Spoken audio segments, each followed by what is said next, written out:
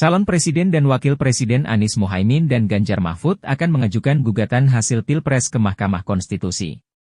Menurut peraturan perundang-undangan, gugatan hasil Pilpres dapat dilayangkan ke MK 3 hari setelah rekapitulasi suara tingkat nasional ditetapkan.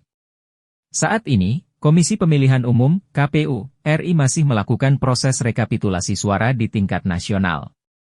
Penetapan hasil rekapitulasi suara dilakukan paling lambat 35 hari setelah pemungutan suara pemilu 2024 atau 20 Maret 2024. Kini para tim sukses para capres dan cawapres mulai menyiapkan para pengacara handal yang akan membela jagoannya bersidang di MK.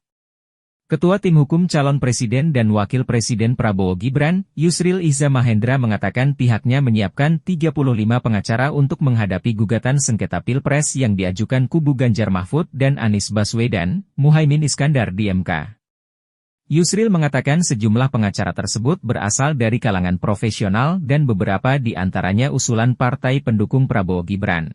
Pihaknya sudah menyiapkan draft surat kuasa untuk disampaikan ke Prabowo Gibran agar ditandatangani. Sementara itu sebanyak Todung Mulya Lubis mengatakan, 100 pengacara akan tergabung dalam tim kuasa hukum Ganjar Pranowo, Mahfud MD untuk menggugat hasil pemilihan presiden, Pilpres, 2024 ke Mahkamah Konstitusi, MK. Hanya saja, Todung tak mengungkapkan nama-nama dari 100 pengacara yang membela Ganjar Mahfud.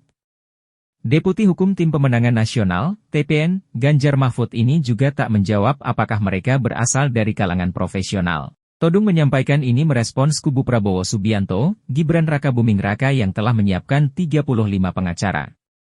Sedangkan Tim Hukum Nasional Anies Mohaimin menyiapkan sekitar 1.000 pengacara untuk menggugat hasil Pilpres di MK.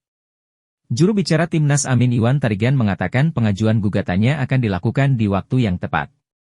Iwan memastikan tim hukum ini sudah sangat siap untuk mengajukan gugatan Pilpres di MK.